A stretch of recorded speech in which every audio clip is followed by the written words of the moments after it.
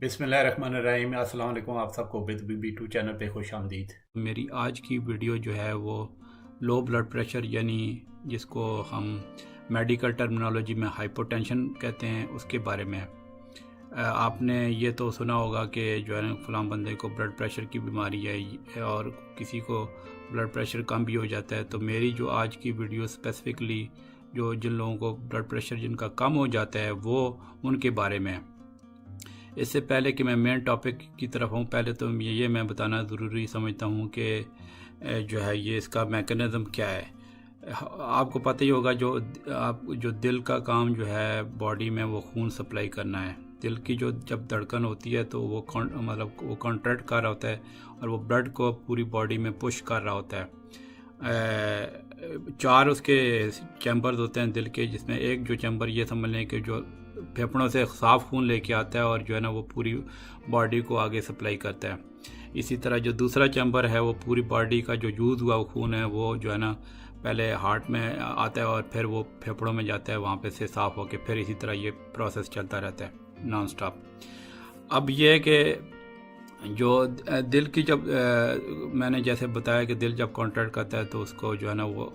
उसकी जो बीट होती है उससे वो मेजर करते हैं आगे ब्लड प्रेशर। और ब्लड मेजर करने का तो तरीका बड़ा आसान सा है, वो लोग बहुत सारे जानते हैं। मेडिकल तो खैर जानते हैं, नॉन मेडिकल लोग भी बहुत सारे जानते हैं। और इसके लिए ये भी ज़रूरी है कि जो ब्लड प्रेशर आपका जो मॉनिटर है जिससे आप मेजर कर रहे हैं वो भी प्रॉपर होना ज़रूरी है। उसकी मतलब ये ना हो कि जो है मतलब जो कोई ऐसा इंस्ट्रूमेंट आपने रखा हुआ जिसकी खुद से वो फॉल्टी रीडिंग आती हो। तो ये बहुत ज़रूरी है कि आपके पास जो ब्लड प्रेशर अगर लेट से आपने घर पे रखा हुआ है तो जो मॉनिटर होता है वो सही मतलब जो है सही अकॉर्डिंग टू एक जो मेडिकल स्टैंडर्ड्स के मुताबिक होना चाहिए। अब इसमें जैसे मैंने बोला कि ब्लड प्रेशर जो है जब मेजर करते हैं तो दो रीडिंग लेते हैं। एक जो पहली रीडिंग आती है उसको हम मेडिकल टर्मिनोलॉजी में सिस्टोलिक कहते हैं, दूसरी जो रीडिंग होती है उसको डायस्टोलिक कहते हैं। सिस्टोलिक जो ब्लड प्रेशर है वो उस वक्त जो रिकॉर्ड होता है जब हार्ट की जब कॉन्ट्रैक्ट होता है तो उसकी जो बीट वो आती है जब मेजर करते हैं वो बाजू से वो एक ब्रेकियल आर्टरी होती है उसकी जो बीट आती है तो वो जो है स्टेथोस्कोप में जो सुनाई देती है वो फर्स्ट जो बीट आती है वो सिस्टोलिक होता है। फिर जब हार्ट रिलैक्स करता है मतलब इन बिटवीन द बीट्स तो वो जो दूसरी जो रीडिंग होती है उसको डायस्टोलिक ब्लड प्रेशर कहते हैं। तो ये दोनों का फ़र्क जान लेना बहुत ज़रूरी है कि सिस्टोलिक क्या होता है और डायस्टोलिक क्या होता है। और इन दोनों की रीडिंग बहुत ज़रूरी होती है मेडिकली जब हम डिक्लेयर करते हैं कि पेशेंट को ब्लड प्रेशर उसका ठीक है या ऊपर जा रहा है या नीचे जा रहा है। अब क्योंकि जो मेरा टॉपिक है आज का जो है वो लो ब्लड प्रेशर के बारे में है, तो अगर तो मैं वो सारी टेक्निकल चीज़ों में पड़ गया कि ब्लड प्रेशर कैसे वो मेजर करते हैं ये वो, तो वो फिर वीडियो बहुत लंबी हो जाती है और फिर मैं जो है ना मतलब फिर वो लोग आमतौर पे ये होता है कहते हैं कि जी स्पेसिफिक उस पे टॉपिक पे बनाए जाएं। तो मेरी जो आज की जो वीडियो है वो स्पेसिफिकली लो ब्लड प्रेशर के बारे में। इंशाल्लाह मैं हर मेडिकल टॉपिक पे कोशिश करूँगा कि वो जो है ना मैं वीडियोस बनाता रहूँ। चलें आते हैं अभी जो है ना मेन टॉपिक की तरफ जो आज का है लो ब्लड प्रेशर हाइपोटेंशन। आमतौर पे जो हाइपोटेंशन है वो मतलब ब्लड प्रेशर जो लो होता है वो एक तरह की वो अच्छी बात होती है कि मतलब डिज़ायरेबल होता है कि ब्लड प्रेशर एक उससे ज़्यादा जो है ना ज़्यादा ना बढ़े। ये आमतौर पे मुहावरे में भी कहते हैं कि जी उसका फलाना बंदे का ब्लड प्रेशर बढ़ जाता है। वो आमतौर पे गुस्से की उस सिचुएशन को कहते हैं लोग। तो ये उसका गुस्सा जब आ जाता है तो ब्लड प्रेशर वो बढ़ता है, लेकिन ये ज़रूरी नहीं है कि गुस्से से ही उसका ब्लड प्रेशर के बढ़ने का ताल्लुक हो। ब्लड प्रेशर जो है ना और चीज़ों से भी बढ़ सकता है। अब आ जाते हैं कि रीडिंग क्या होती है जब हम किसी पेशेंट को लेबल करते हैं कि आपका ब्लड प्रेशर लो है। नॉर्मली जो ब्लड प्रेशर है वो तो सबसे पहले आप ये जान लें कि जो आम बुक्स में हमारी मेडिकल जो हम पढ़ते आए हैं वो 120 और 80 होता है उसकी रीडिंग, मतलब सिस्टोलिक 120 और नीचे वाला 80। लेकिन अभी जो आइडियल इसमें जो आजकल लेटेस्ट बुक्स जो कह रही हैं वो उसमें यह है कि ऊपर वाला 115 और नीचे वाला 75, मतलब 115/75 एक जो है ना ये आइडियल ब्लड प्रेशर है। अब जो है चूँकि बात लो ब्लड प्रेशर की या मतलब हाइपोटेंशन की हो रही है तो उसमें ये है कि ये जान लेना ज़रूरी है कि जो लो ब्लड प्रेशर होता है वो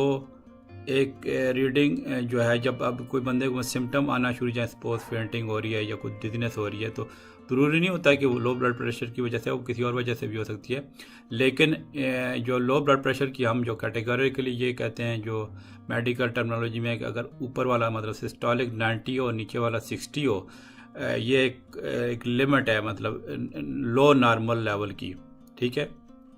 90/60 का ये मतलब नहीं कि ये जो है ना बंदा उसमें वो चला गया लो ब्लड प्रेशर। इससे जब नीचे आता है तो आम तौर पे कहते हैं कि सिम्टम स्टार्ट हो जाती है। कुछ डॉक्टर ये भी कहते हैं जी नहीं, कोई कट ऑफ लिमिट नहीं है, अगर सिम्टम स्टार्ट हो जाए तो वो लो ब्लड प्रेशर की कैटेगरी में आ जाते हैं। बहरहाल आप रफली ये याद रखें कि 90 सिस्टोलिक और नीचे वाला 60 डायस्टोलिक, उससे कम हो तो जो है ना हम लेबल करते हैं कि ये लो ब्लड प्रेशर की तरफ बंदा जा रहा है। उस पर फिर आमतौर पे बंदे को सिम्टम शुरू हो जाती हैं। अब इसकी जो सबसे अहम बात ध्यान में बिठाने की है कि बहुत सारी वजह होती है जिससे ब्लड प्रेशर लो हो सकता है। छोटी मतलब डिहाइड्रेशन की वजह से लो हो जाता है, या फिर बहुत कोई सीरियस अंडरलाइन मेडिकल प्रॉब्लम हो, हार्ट की प्रॉब्लम हो, उससे भी लो हो सकता है। तो ये ख्याल रखना ज़रूरी है कि जो है ना किस वजह से ब्लड प्रेशर नीचे जा रहा है, और काज को, जैसे मैं अपनी वीडियो में बार बार कहता हूँ कि काज को आइडेंटिफाई करना बहुत ज़रूरी है कि ब्लड प्रेशर जो अगर लो है तो वो किस वजह से लो है। अब आते हैं इसकी जो सिम्टम्स क्या होती हैं। आमतौर पे जो पेशेंट जब लो ब्लड प्रेशर होता है तो जो ज़्यादातर जो कंप्लेन करते हैं पेशेंट, वो कहते हैं जी हमें चक्कर आ रहे हैं, या ऐसे लगता है कि हम गिर जाएंगे, बल्कि इवन अगर सीवियर केस में तो वो गिर भी जाते हैं। और फिर उनकी जो है आँखों के आगे जो है ना कहते हैं ना अंधेरा आना शुरू हो गया है, या नज़र ऐसे बिल्कुल एकदम से लगता है कि नज़र एकदम से कमज़ोर हो रही है। कुछ लोगों को मतली की भी शिकायत होती है, और फिर बहुत सारे जिस्म में ना बॉडी जो है ना बिल्कुल कमज़ोरी महसूस करती है, और बंदे को जो है ना किसी चीज़ की तरफ कंसंट्रेशन नहीं हो पाती। फिर जब ज़्यादा जो बंदे की सीरियस हालत होती है, या ज़्यादा जो सीवियर सिम्टम है, जब बिल्कुल ब्लड प्रेशर बिल्कुल नीचे जा रहा हो, उसमें ये होता है कि बिल्कुल बंदा कंफ्यूज हो सकता है, एक नीम बेहोशी की कैफियत हो सकती है, बेहोश भी बंदा हो सकता है, और उसकी बिल्कुल हाथ पाँव जो है ना बिल्कुल ठंडे और पीले पड़ जाते हैं, और जो है सांस आमतौर पे उसका जो है ना फिर तेज़ आना शुरू हो जाता है, क्योंकि वो कंपेंसेट करती है बॉडी के बंदे का सांस ना रुके, और उसकी जो नब्ज़ होती है वो बिल्कुल वीक हो जाती है, कमज़ोर हो जाती है, और नब्ज़ जो है ना तेज़ हो जाती है, मतलब कमज़ोर भी होती है और तेज़ भी होती है। तो अब जैसे मैंने ये बताया कि ये सीवियर जो सिम्टम होती है, एक तरह की शॉक की कंडीशन होती है, उसमें ये होता है कि इमरजेंसी हेल्प की ज़रूरत होती है। फ़ौरन जो है ना आपके आगे पीछे जो लोग हैं उनको इमरजेंसी कॉल करना चाहिए। लेकिन अगर थोड़ी सिम्टम है, जैसे थोड़ी सी लाइट हेडेडनेस है, या कमज़ोरी ऐसे फील हो रही है, या तो हल्के से चक्कर आ रहे हैं, तो उसमें फिर यह है कि उसमें भी आपको डॉक्टर से रब्ता करना ज़रूरी है। लेकिन यह कि उसमें आमतौर पे कुछ घरेलू तौर पे कुछ चीज़ें मतलब ऐसी होती हैं जिससे वो कंट्रोल हो सकती है। लेकिन यह है कि अगर इस तरह की सिम्टम्स आपको आती रहती हैं तो आपको फिर भी डॉक्टर के पास ज़रूर जाना चाहिए कि आपको रीज़न पता चले कि क्या अगर इस तरह की सिम्टम हो रही हैं तो क्यों हो रही हैं, और इसकी रीज़न आइडेंटिफाई करवानी चाहिए। फिर इसमें यह भी एक चीज़ आपके ध्यान में बिठाना ज़रूरी है कि जब ब्लड प्रेशर आमतौर पे जो दिन बंदे को जब उठते बैठते सोते जागते ब्लड प्रेशर थोड़ा बहुत वेरिएट होता रहता है बॉडी की पोजीशन से, या जो है ना आपका कोई अगर स्ट्रेस हो रहा है इस वजह से, और कोई और बीमारी फिज़िकल बीमारी लगी हुई है, या कोई मेडिकेशन ले रहे हैं, या आप जब कोई चीज़ खा पी रहे होते हैं तो उस वजह से ब्लड प्रेशर ऊपर नीचे हो जाता है थोड़ा बहुत। टाइम ऑफ द डे भी मैटर करता है ब्लड प्रेशर का, यानी आमतौर पे जो ब्लड प्रेशर है टाइम ऑफ द डे की बात कर रहा हूँ, तो वो जो है रात को कम होता है, और जो है जब सुबह बंदा उठता है, जब एकदम से जागता है, तो वो ब्लड प्रेशर उस वक्त उसकी ज़्यादा रीडिंग आ सकती है। अब ये डिस्कस कर लेते हैं कि क्या क्या कंडीशन होती हैं जिसकी वजह से ब्लड प्रेशर लो हो सकता है। उसमें पहली तो जो एक कंडीशन है वो ये कि जब जो ख़वातीन हामला होती हैं यानी प्रेगनेंसी होती है, तो उस वक्त जो है ना उनका जो है ब्लड प्रेशर लो हो सकता है, क्योंकि उनका जो ख़वातीन जो प्रेग्नेंट होती हैं उनका जो सर्कुलेटरी सिस्टम जो है ना वो एक्सपैंड करता है प्रेगनेंसी के दौरान, तो इस वजह से जो है ब्लड प्रेशर लो हो सकता है। और लेकिन वो जब प्रेगनेंसी का जो दौरानिया जब ख़त्म होता है पीरियड जो है वो उसके बाद जो है ना जो लेडीज़ जो है ना वापस अपने प्री प्रेगनेंसी लेवल पे उनका बीपी आ जाता है आमतौर पे। फिर इसमें ये इम्पॉर्टेंट एक रीज़न और आती है कि हार्ट की प्रॉब्लम हो तो उस वजह से बीपी लो हो सकता है। मिसाल के तौर पे एक बंदे का जो हार्ट रेट बहुत ही लो है, जिसको मेडिकल टर्मिनोलॉजी में ब्रैडीकार्डिया को कहते हैं, तो वो जो है उसकी वजह से लो हो सकता है। कोई हार्ट की वाल्व की प्रॉब्लम है या एक बंदे को कोई हार्ट अटैक हो गया उस वजह से लो हो सकता है। हार्ट फेलियर में चला गया, सपोज एक बंदे का हार्ट अटैक हुआ था, उसके बाद जो है उसकी कंडीशन संभल नहीं रही और फिर हार्ट जो है उसकी कॉम्प्रोमाइज़ कंडीशन होना शुरू हो जाती है, फेलियर में चला जाता है, तो वो जो है ना उस वजह से बीपी लो हो सकता है। फिर कुछ एंडोक्राइन कंडीशन आ जाती हैं जो जिस वजह से ब्लड प्रेशर जो है लो हो सकता है। थायराइड की प्रॉब्लम, मतलब उसमें पैराथायराइड की प्रॉब्लम आ सकती हैं। फिर जो एक एड्रेनल ग्लैंड होता है वो उसकी जो है इनसफिशेंसी, जिसको हम एडिसन डिजीज़ कहते हैं, उससे लो ब्लड प्रेशर होता है। यहाँ पे ये बात भी काबिल ज़िक्र है कि जो लोग शुगर के मरीज़ होते हैं उनकी जो है ना उनको भी ब्लड प्रेशर जो है ना वो लो हो सकता है। बल्कि एक यहाँ पे ये इंटरेस्टिंग बात यह है कि अगर ब्लड शुगर लो भी हो, जिसको हाइपोग्लाइसीमिया बोलते हैं, उससे ब्लड प्रेशर लो भी हो सकता है। और जो अगर ब्लड प्रेशर जो है मतलब शुगर हाई भी हो तो उसकी वजह से ब्लड प्रेशर लो हो सकता है। फिर एक और मेन रीज़न इसकी ब्लड प्रेशर लो होने की ये है कि वो डिहाइड्रेटेड है बंदा। उसमें यह है कि अगर आपका किसी वजह से आपका जो बॉडी से आपका जो पानी कम हो गया है तो उस वजह से बंदे को बिल्कुल कमज़ोरी और चक्कर आ सकते हैं और फटीग हो सकती है। और मिसाल के तौर पे एक बंदे को बहुत ज़्यादा उसको कोई लूज मोशन लग गए हैं तो उस वजह से ज़ाहिर जिस्म का पानी खारिज हो जाता है तो ब्लड प्रेशर लो हो सकता है। या जो बंदे इवन जो ब्लड प्रेशर के मरीज़ हैं, जो हाई ब्लड प्रेशर की मैं बात कर रहा हूँ, वो जब दवाइयाँ खाते हैं सपोज जैसे डायूरेटिक्स, जैसे यूरिन ज़्यादा आता है तो उस वजह से भी ब्लड प्रेशर लो हो जाता है। फिर अगर आपको उल्टियाँ लगी हों किसी मैदे की खराबी की वजह से तो उससे ब्लड प्रेशर लो हो जाता है। बुखार में भी इवन ब्लड प्रेशर लो हो जाता है। या कोई बंदा जो जिम में जाते हैं, बहुत ज़्यादा हार्ड एक्सरसाइज करते हैं, तो वो आपकी जो है ना वो डिहाइड्रेशन काज कर सकती है। अगर वो फ्लूइड रिप्लेसमेंट ना हो तो उससे भी जो है ना ब्लड प्रेशर लो हो सकता है। फिर यह कि कोई ऐसी कंडीशन जो है जिसमें ब्लड लॉस हो जाए, सपोज एक बंदे का एक्सीडेंट हो जाता है तो वो उसको जो है उससे उसका बॉडी से खून निकलना शुरू हो जाए तो ज़्यादा खून निकलेगा, उसका फ्लूइड लॉस होगा तो बीपी लो हो सकता है। या कोई उसके बॉडी में इंटरनल ब्लीडिंग हो रही है, सपोज पेप्टिक अल्सर के पेशेंट हैं, उनका जो है अल्सर ठीक नहीं हुआ, उसकी वजह से बॉडी में उसके जो अल्सर फट गया है तो उससे ब्लीडिंग हो जाती है, ब्लीडिंग हो सकती है, तो उससे जो है ना वो एकदम से बीपी जो है ना नीचे आ सकता है और बड़ी डेंजरस कंडीशन हो सकती है। और एक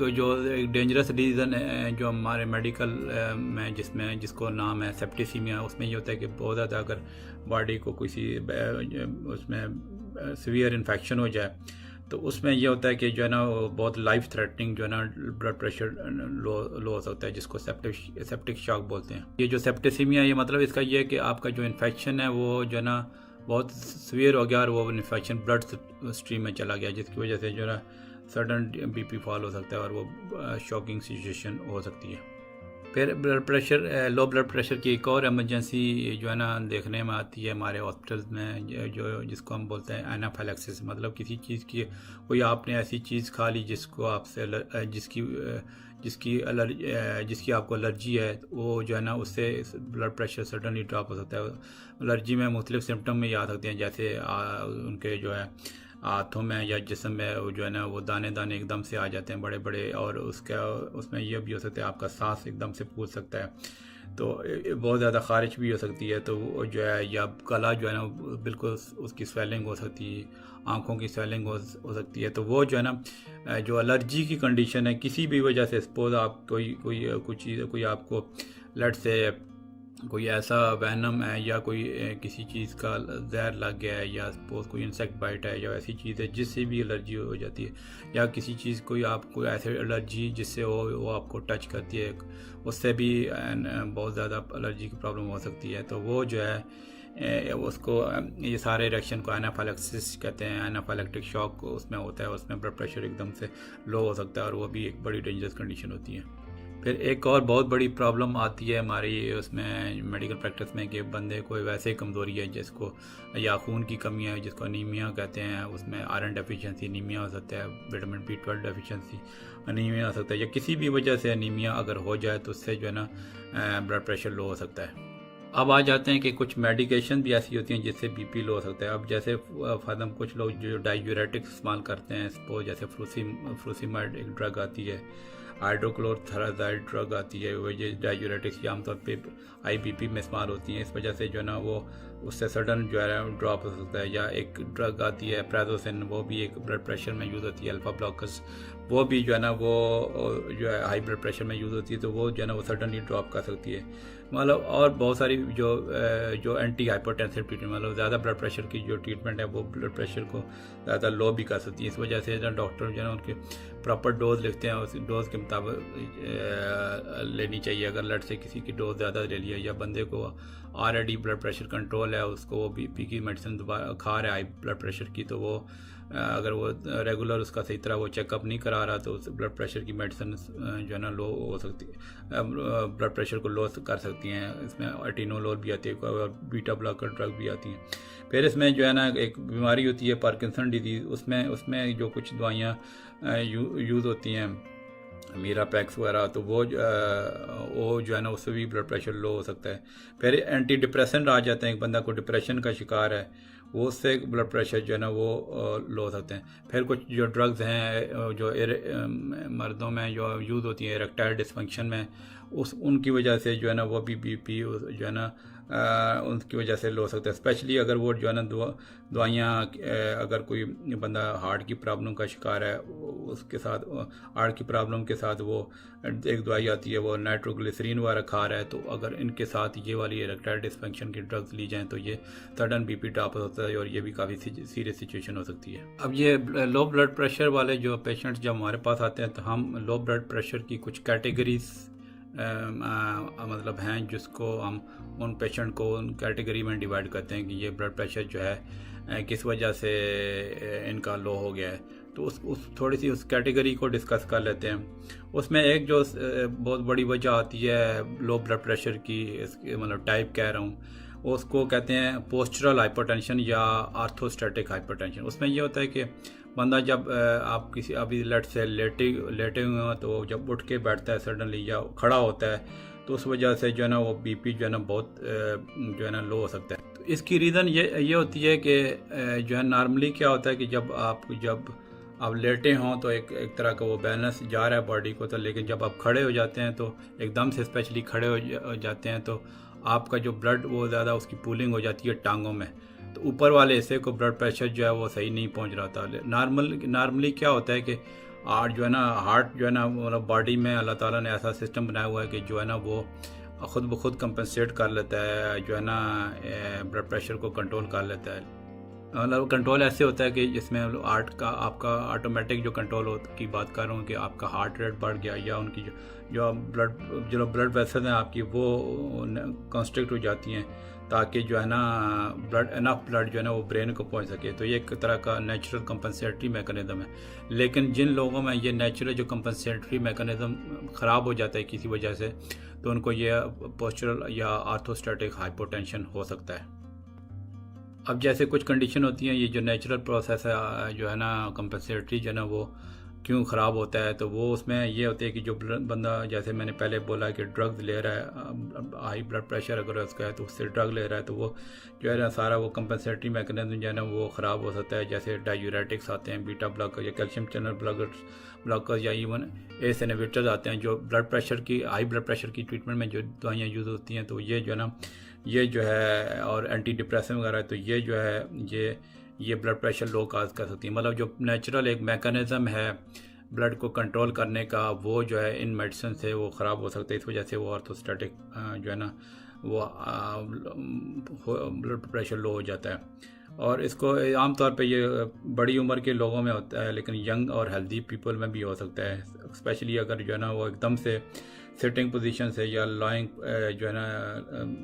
लेटी हुई पोजीशन से वो एकदम से खड़े हो जाएं तो उसमें वो लो ब्लड प्रेशर हो सकता है। अब ये तो हो गया आर्थोस्टैटिक हाइपोटेंशन। अब ये एक और कैटेगरी आती है जिसमें ब्लड प्रेशर लो होता है, जो टाइप है वो उसको हम कहते हैं post prandial hypotension. Post prandial hypotension ये होता है कि जब आप बंदा खाना खाता है तो उससे जो है ना 1 से 2 घंटे में जो है ना उसके खाने के 1-2 घंटे बाद जो है ना एकदम से ब्लड प्रेशर लो हो जाता है। तो इसका ये मैकेनिज्म है कि नॉर्मली जब बंदा खाना खाता है तो जो है ना डाइजेस्टिव सिस्टम में आपकी जो निज़ाम है उसमें ब्लड चला जाता है, तो वो दूसरे बॉडी के हिस्सों को सही तरह नहीं पहुंचता, तो वो जो है ना वो इस वजह से वो लो हो जाते हैं। लेकिन उसमें यह कि जो नेचुरल, जैसे मैंने पहले डिस्कस किया, नेचुरल जो कंपनसेटरी मैकेनिज़्म है वो जो वेज़ो कंस्ट्रक्शन करते हैं और इस वजह से ब्लड प्रेशर जो है ना मेंटेन रहता है नॉर्मल। लेकिन जिन लोगों में ये सारा प्रोसेस ख़राब होता है, जैसे मिसाल के तौर पे ब्लड प्रेशर के और हाई ब्लड प्रेशर के जो मरीज़ हैं जो ड्रग ले रहे हैं, तो वो जो है उन ख़ास तौर पे जो बड़ी उम्र के लोग हैं उनमें ये प्रॉब्लम हो सकती है, ये जो है पोस्ट प्रेंडियल हाइपोटेंशन की। तो इसमें मतलब जो है ना एक और बीमारी भी आती है, पार्किंसन डिजीज़ में भी ये आपका ऑटोनॉमिक सिस्टम डिस्टर्ब होता है, जिसकी वजह से भी जो मैंने बताया पोस्ट प्रेंडियल हाइपोटेंशन, जो खाने के 1-2 घंटे बाद लो ब्लड प्रेशर हो जाता है, तो पार्किंसन डिजीज़ में जो है ना वो कम हो जाता है। और इसका ये आमतौर पे हम वो उनको सजेस्ट करते हैं ऐसे लोगों के आप जो है ना बीच बीच में से कुछ चीज़ें खाते पीते रहें और स्मॉल क्वांटिटीज़ में आप जो है ना पानी भी पीते रहें बार बार। और जो है ना ख़ास तौर पे जो वेस्टर्न कंट्रीज़ में या इवन जो कुछ लोग जो ड्रिंक करते हैं, अल्कोहल ड्रिंक की मैं बात कर रहा हूँ, वो उनको कहते हैं कि आप जो है ना अवॉइड करें, तो इससे ये इनकी सिम्टम रिड्यूस हो जाती हैं, जो पोस्ट प्रेंडियल हाइपोटेंशन मतलब जो खाने के बाद जो लो ब्लड प्रेशर होता है। फिर एक इसमें एक और टाइप आती है जिसको हम जो है ना कहते हैं न्यूरली मीडिएटेड हाइपोटेंशन। उसमें क्या होता है कि जो है ब्लड प्रेशर लो हो जाता है अगर बहुत देर तक को खड़ा रहे आदमी। ये आमतौर पे बच्चों में या यंग बंदों में ये चीज़ हो जाती है। और इसमें क्या होता है कि आपकी एक हार्ट की और ब्रेन की एक तरह की मिसकम्युनिकेशन की वजह से ना ये न्यूरली मीडिएटेड हाइपोटेंशन हो सकता है। चौथी एक टाइप आती है कि आपका जो है ना मल्टीपल सिस्टम आपका फेल हो रहा है, तो उस वजह से ब्लड प्रेशर लो हो जाता है। उसमें एक ऐसे तो ये रेयर किस्म की बीमारी है, लेकिन जानने की ज़रूरी है कि शाइड-ड्रैगर सिंड्रोम होती है। उसमें ये ना वो ब्लड प्रेशर जो आपका जो ऑटोनॉमिक सिस्टम है, मतलब जो सिस्टम हमारी बॉडी का ब्लड प्रेशर, हार्ट रेट या ब्रीदिंग और डाइजेशन को कंट्रोल करते हैं, उसको ऑटोनॉमिक सिस्टम बोलते हैं, नर्वस सिस्टम। वो अगर ख़राब हो जाए तो इसमें बीपी जो है ना वो लो हो सकता है। और इस सिंड्रोम में जो है ना जब वो बंदे जो है लेटे होते हैं उस टाइम पे उनका बीपी हाई होता है। तो पर ये आप इन सिंड्रोम वगैरह में ना पढ़ें, मैं जो मोटी रीज़न जो ऊपर बता चुका हूँ उनको आप ध्यान से सुने, क्योंकि ये जो है ना जानना बहुत ज़रूरी है कि ब्लड प्रेशर की जो लो होता है वो किस वजह से होता है। अब इसमें कुछ थोड़ा सा रिस्क फैक्टर डिस्कस कर लेते हैं। जैसे मैंने ऊपर बोला कि जो ऑर्थोस्टैटिक हाइपोटेंशन होता है, जो एकदम से जो रिलेटिव पोजीशन से आप एकदम से खड़े हुए या एकदम से सडनली उठ के बैठे हुए, जो बड़ी उम्र के आमतौर पे 65+ लोगों में होता है, ठीक है। फिर न्यूरली मीडिएटेड हाइपोटेंशन जो है वो जो मैंने ऊपर बताया पहले, वो जो है ना आमतौर पे बच्चों और जो है यंग अडल्ट में होता है। फिर यह है कि मेडिकेशन जैसे मैंने डिस्कस कर लिए हैं, अल्फ़ा ब्लॉकर्स होते हैं, वो उस वजह से जो है ना बीपी लो हो सकता है। या कुछ बीमारियां हो जाती हैं जैसे डायबिटीज़ है, पार्किंसन डिजीज़ है या हार्ट कंडीशन जो है ना वो एक तरह का रिस्क फैक्टर होती हैं बीपी की कमी में।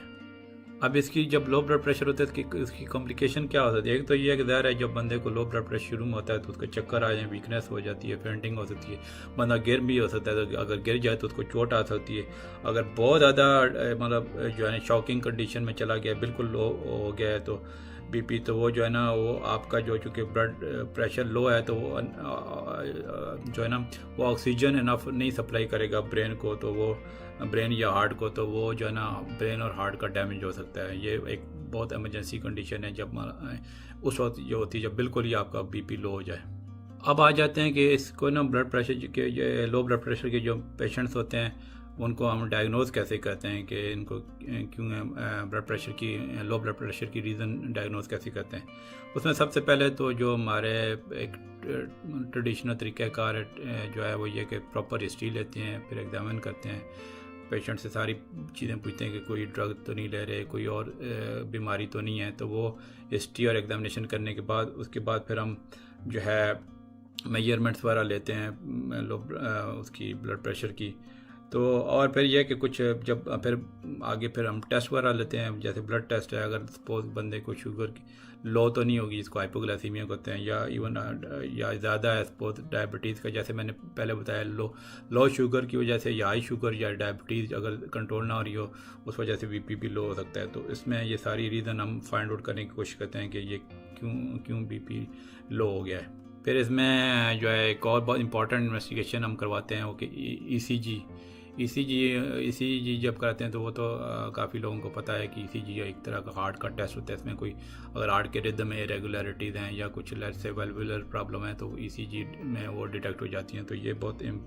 एक इम्पॉर्टेंट टेस्ट होता है। फिर एक कुछ कंडीशन में हम एक टिल्ट टेबल टेस्ट भी करवाते हैं। वो टिल्ट टेबल ऐसे होता है कि एकदम से वो उसको पेशेंट को हम वो जो है ना उसको टेबल पे वो लेटाते हैं। उसमें यह होता है कि जब फिर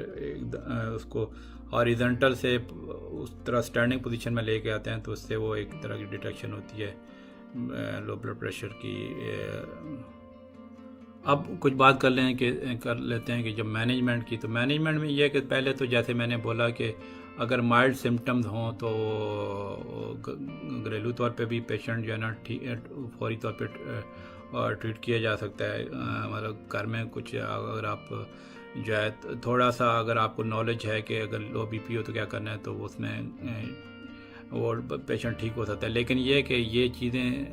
एक तरह की आपकी शुरू की इमरजेंसी में ये रहें, इसका ये मतलब नहीं है कि आप घर पे ट्रीट करके और आप जो है ना उसकी काज को आइडेंटिफाई ना करें। अब फिर इसमें ये भी जानना ज़रूरी है कि बंदा कोई दवाई तो नहीं ले रहा कि किस वजह से बीपी लो हो गया या कोई और एसोसिएटेड इलनेस तो नहीं है। तो उन सारी वजहों का जानना ज़रूरी है ताकि वो काजेज़ आइडेंटिफाई हों और फिर उसके मुताबिक पेशेंट को ट्रीट किया जा सके। अब मैंने जो जिक्र किया कि घर में कुछ ऐसी टोटके आप कह लें जो इस्तेमाल करें तो उससे जो है ना इनिशियली जो सिम्टम कंट्रोल हो सकती हैं। उसमें यह है कि एक तो पेशेंट को हम ये बताते हैं कि सपोज जब आपका ऐसे फील हो रहा हो या कोई इस तरह की बात वीकनेस ऐसे महसूस हो रही है कि बीपी लो हो रहा है या अगर आप घर में कोई उसका बंदे का ब्लड प्रेशर चेक करता है वो नीचे आ रहा है तो उसमें शुरू में एक तो सबसे पहले तो ये कि कोई अगर आपके घर में वो निमकोल पड़ा हुआ ORS जिसको कहते हैं वो फटाफट पिलाएं, ठीक है। या अगर वो नहीं है तो कोई भी आप फ्रूट जूस पिला सकती हैं या सिंपल पानी भी पिला सकती है, उसमें थोड़ा साल्ट और चीनी उसमें डाल के, तो उससे जो है ना वो बीपी जो है ना वो वक्ती तौर पे थोड़ा बेहतर हो सकता है। फिर ये कि जो है जिन बंदों को जैसे मैंने बताया आर्थोस्टैटिक हाइपोटेंशन की प्रॉब्लम होती है जो तो उनको जो ज़्यादा जब नीचे लेटी पोजीशन से खड़े होते हैं तो उनकी वजह से जो बीपी लो होता है तो उसमें यह है कि उनको हम ये रिकमेंड करते हैं कि आप ऐसे अपनी पोजीशन जो है ना फटाफट आप एकदम से लेटे हुए से आप फौरी तौर पर ना उठें ना बैठें, फौरी तौर पर ना, आस्ता आस्ता अपने आप को जेंटली पुश करें और फिर आप आस्ता आस्ता अपनी पोजीशन में स्टैंड अप हों। फिर एक ये है कि जब आपका इस तरह का फीलिंग सिम्टम होना शुरू हुए हैं तो बंदे को एक वक्ती तौर पे ये भी कंट्रोल कर सकता है कि अपनी थाइस को क्रॉस करके एक तरह की कैंची की फैशन में, सीजर फैशन में, तो उसको स्क्वीज़ करे या अपना जो है पाँव जो है ना वो किसी चेयर पे रख के जो ना आगे झुकने की कोशिश करे, लीन फॉरवर्ड करे, जिससे ये होता है कि उसमें बीपी जो है ना जो आप ये समझ लें कि टांगों से हार्ट की तरफ जो है ना जो मैंने पहले बताया पुलिंग होती है वो हार्ट की तरफ जो है जो ब्लड जो है ना वो मूव करेगा तो उससे बीपी जो है ना वो कंट्रोल हो सकता है। फिर जिन लोगों को पोस्ट प्रेंडियल हाइपोटेंशन जो खाने के 1-2 घंटे बाद जो बीपी लो होता है उनको हम ये रिकमेंड करते हैं अगर घर में उस तरह की कंडीशन उनको अगर हो जाती है तो फिर हमको उनको स्मॉल जो है ना वक्फे बाद थोड़ी बहुत लेस जो लो कार्बोहाइड्रेट्स फूड वगैरह जो है ना वो जो है हम रिकमेंड करते हैं। स्मॉल फीड्स कह सकते हैं। और जो बहुत ज़्यादा हाई कार्बोहाइड्रेट फूड हैं जैसे पोटैटो राइस जो पेस्टा और ब्रेड है उनको हम ये कहते हैं वो उनका कम से कम इस्तेमाल करें, ठीक है। फिर ये है कि हम उनको ये कहते हैं कि 1 या 2 कप चाय के ये कॉफ़ी उस तरह पी लें, लेकिन ज़्यादा कॉफ़ी भी ना पिएं, उससे फिर बंदा डिसेंसिटाइज हो जाता है। तो ये जो है ना मैं उन लोगों की बात करूँ जिनको खाने के बाद बीपी पोस्ट प्रेंडियल हाइपोटेंशन होता है। फिर जो लोग फिर उनको हम ये भी रिकमेंड करते हैं कि आप डेली 30 to 60 मिनट्स कुछ ना कोई एक्सरसाइज कर लें। कुछ भी नहीं हो सकती एक्सरसाइज तो वॉकिंग कर लें या बेहतर है कि थोड़ा बहुत जिम चले जाएं तो उसमें रेजिस्टेंस के ख़िलाफ़ जो है एक्सरसाइज करें तो उससे जो है ना बीपी थोड़ा कंट्रोल होता है। लेकिन जैसे मैंने शुरू में बताया कि बहुत स्टर्निंग एक्सरसाइज, बहुत ज़्यादा हैवी एक्सरसाइज जो है ना अगर specially heart and human condition में वो भी डेंजरस हो सकती है, तो वो लो ब्लड प्रेशर जो है वो हो सकता है। इस वजह से वो चीज़ का एक तरह का बैलेंस होना ज़रूरी है। ये पेशेंट जब हमारे पास आते हैं तो हम ये ना कि जब उस तरह की सिचुएशन हो और अगर कोई शॉक वाली सिचुएशन ना हो तो उसमें फिर हम पेशेंट को कहते हैं कि जो है आप सॉल्ट थोड़ा ले लें पानी में, सोडियम जो होता है, तो वो जो है ना वो बीपी जो है ना वो आपका वक्ती तौर पे आपका बढ़ा सकता है। लेकिन उसमें ये ख्याल रखना भी ज़रूरी होता है कि जो है ना बहुत ज़्यादा सोडियम जो है ख़ास तौर पे बड़ी उम्र के लोगों में वो हार्ट की प्रॉब्लम्स काज कर सकता है। तो थोड़ी क्वांटिटी हमें उसको वाला हॉस्पिटल में पहुंचता है तो ORS वगैरह इस तरह का वो दे देते हैं, ठीक है, स्पेशली अगर पेशेंट की सिम्टम्स अंडर कंट्रोल हों। फिर हम कहते हैं कि जो है ना आप अपना को पानी वगैरह पिएँ और ताकि डिहाइड्रेशन आपको ना हो, ठीक है। और फिर जो कुछ लोग आते हैं जो हमारे पास जिनको वेरिकोज वेंस, एक वो जो टांग में जो वेरिकोस्टिस उनकी शिकायत होती है, उनकी जो वेंस उनकी वो थोड़ी अब नॉर्मल हो जाती हैं, उनका वो बढ़ जाती हैं, उनके सर्कुलेशन का प्रॉब्लम होता है, उनको फिर ये है कि हम इलास्टिक स्टॉकिंग्स का बोलते हैं कि आप वो वाला स्टॉकिंग पहना करें। इलास्टिक स्टॉकिंग से ये होता है कि वो जो पूलिंग हो जाती है ब्लड की टांगों में, उससे वो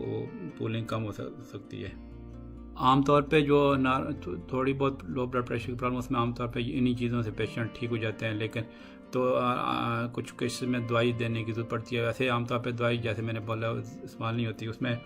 जो है ख़ास तौर पे जिन लोगों को आर्थोस्टैटिक हाइपोटेंशन की प्रॉब्लम है, जो सडन जो हो जाता है, जो रिलेटिव पोजीशन से खड़ा होने की, तो उसमें यह है कि फ्लूइडोकॉर्टिजोन ड्रग आती है, वो जो है ना वो हम कभी कभी दे देते हैं पेशेंट को, ब्लड प्रेशर से ऊपर हो जाता है। फिर जो बड़ी उम्र के लोगों में जिनको ये आर्थोस्टैटिक हाइपोटेंशन जो बहुत ही देर तक रहे, क्रॉनिक जिसको प्रॉब्लम कहते हैं, उसमें ये कि एक और वेटरन ड्रग आती है, वो भी हम कभी कभी दे देते हैं। उसमें ये होता है कि वो जो ड्रग होती है वो जो है ना ब्लड वेसल की जो कैपेबिलिटी एक्सपेंड करने की उसको कम करती है ताकि ब्लड प्रेशर बंदे का ऊपर आ जाए। मेरे ख्याल में ये वीडियो बहुत लंबी होती जा रही है। वैसे तो ये जैसे मेडिकल की जो हमारा फील्ड है उसमें तो इतने छोटी को प्रॉब्लम, उसमें तो कई वीडियोस, घंटों की वीडियोस, बल्कि दिन लग सकते हैं जो है किसी चीज़ को बयान करने में। लेकिन मेरी कोशिश ये होती है कि जल्दी से जल्दी, कभी कभी मुझे तेज़ भी बोलना पड़ता है ताकि आपको कम से कम वक्त में ये पूरी बात पहुंच जाए। तो उसमें कभी कभी टंग स्लिप हो जाती है थोड़ी बहुत, तो लेकिन यह कि उसको आप इग्नोर कर दिया करें। लेकिन यह कि मेन जो चीज़ ये है कि आपको सही मैसेज पहुँचाना, ताकि आपको सही अंदाज़ा हो कि आपकी प्रॉब्लम क्या है। और आपको जो है ना ऐसे जो मेडिकल के जो ख़ास तौर पे पाकिस्तान के जो लोग बने हुए हैं, ऐसे जेली के डॉक्टर बहुत बैठे हुए हैं, या फिर जो उनको सही नॉलेज नहीं होता, वो ट्रीट कर रहे होते हैं पेशेंट्स को, अपने नुस्खे लगा रहे होते हैं। तो ऐसे इस तरह की चीज़ें आप अवॉइड करें और सही क्वालिफाइड लोगों से आप रब्ता करके अपनी बीमारी को ठीक कर सकते हैं, उसको कंट्रोल कर सकते हैं। तो मुझे उम्मीद है कि ये मेरी जो आज की कोशिश है, जो हाइपोटेंशन के बारे में वीडियो, आपको ज़रूर पसंद आई होगी। अगर पसंद आती है तो अगर आपको कुछ या मज़ीद कुछ चीज़ पूछना चाहते हैं तो वीडियो के जो डिस्क्रिप्शन जो कमेंट सेक्शन है उसमें आप कमेंट लिखें। किसी और बीमारी के बारे में पता चलाना चाहते हैं या कोई और चीज़ मेरे से डिस्कस करना चाहते हैं तो वो जो है आप जो है बयान कर सकते हैं। और ज़रूर कमेंट करें, और वीडियो पसंद आती है तो ज़रूर लाइक किया करें, शेयर किया करें दोस्तों के साथ। और अगर अभी तक आपने चैनल मेरा सब्सक्राइब नहीं किया तो फिर आप देर किस बात की कर रहे हैं, ये मेरा चैनल सब्सक्राइब करें। इसमें हमेशा मेरी जो है कोशिश ये है कि मैं अपने एक्सपीरियंस की बेसिस पे और फिर नॉलेज की बेसिस पे जो मैंने पेशेंट देखे हुए उसके हिसाब से आपको सही आपकी तर्जमानी, सही आपको आगाही करूँ जो है कि कैसे मुख्तलिफ बीमारियाँ होती हैं, उसका कैसे जो है ना उसका इलाज होता है या प्रिवेंशन कैसे हो सकती है। तो इंशाल्लाह फिर मिलते हैं अगली वीडियो में।